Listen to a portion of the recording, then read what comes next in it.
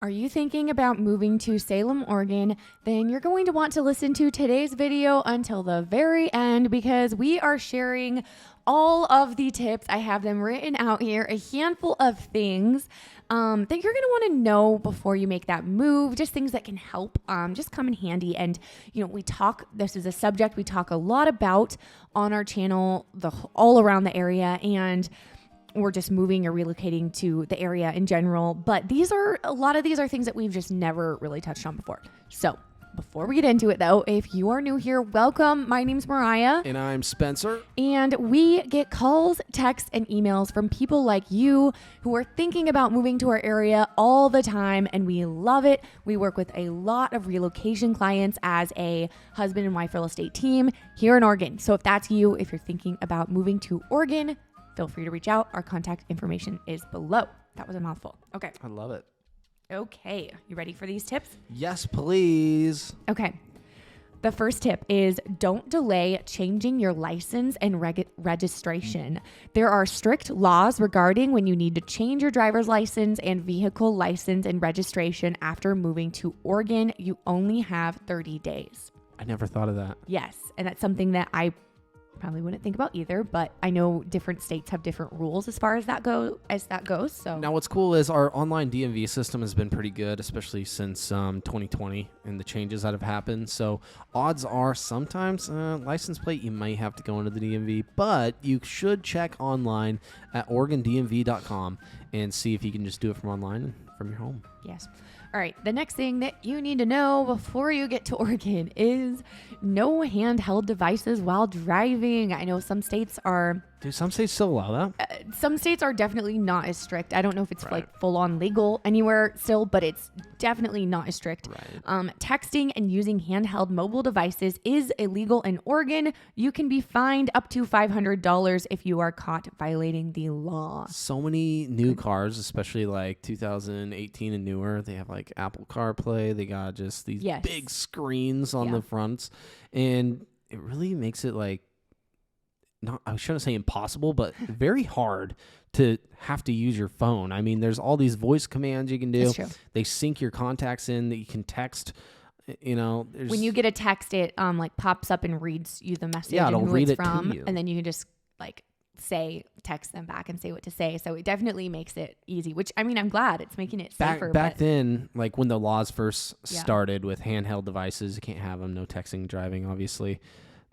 Our automobiles, we did not have that. No. And I remember back when I don't remember even when it was, how long ago it was now, because it just feels like normal. But right. I remember back when that law was passed here and everyone was freaking out. Like, what? Like, it was such a big deal. Now I'm like, are you serious? You know, like, how could you safely text it? I mean, it's totally normal now, but oh my gosh, it was probably the same way when seatbelts were made texting legal and driving at is first. so dangerous. It's like you black out on the road because your phone is mesmerized with the screen and spelling. It's so bad. And then you look up at the road and you're like, we've all done it. We've all been there. Yeah. We're like, oh my gosh, what did I just pass? You have no idea. So if you're going to text and drive, don't do it in Oregon. Self-service gas ban. Oregon is also one of only 2 states in the country with a ban on self-service gas. You can pump fuel for a diesel engine or gasoline for a motorcycle, but not gasoline for vehicles with more than 2 wheels. I think it's pretty cool. I personally, I've actually had people comment on my videos, be like, that's messed up. You should be able to pump your own gas if you want to. But personally, I have nothing to complain about. If it's a rainy day and I don't have to get out of my car to pump my gas, I'm here for that. Well, so I think it's like faster with an attendant pumping your gas too. I've traveled like obviously to Washington and California. Yeah. You got to go pay somebody. Yeah. Sometimes you don't know the exact amount. You go put gas in your car. Oh, it didn't actually fill it. You go back.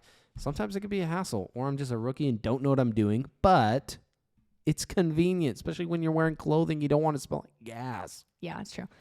Oregon is bike friendly, a state that loves bicyclists. Oregon was the first state to create a scenic byways program and a bike friendly business program.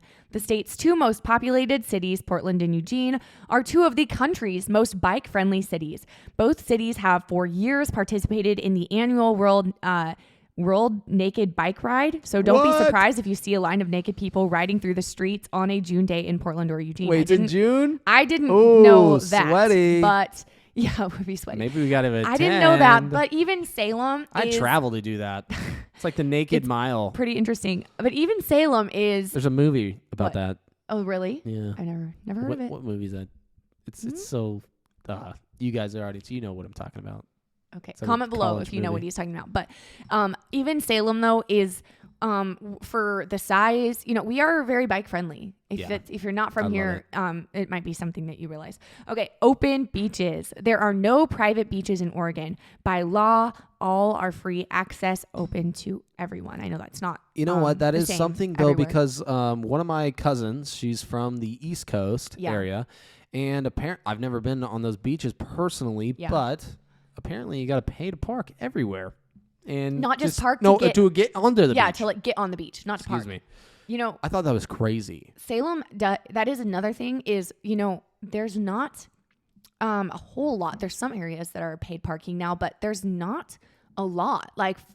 Which is something that I feel like we take for granted. Specifically. Yes, not, Portland's different, but Salem specifically, it's not like everywhere, and that could change in the future, of course.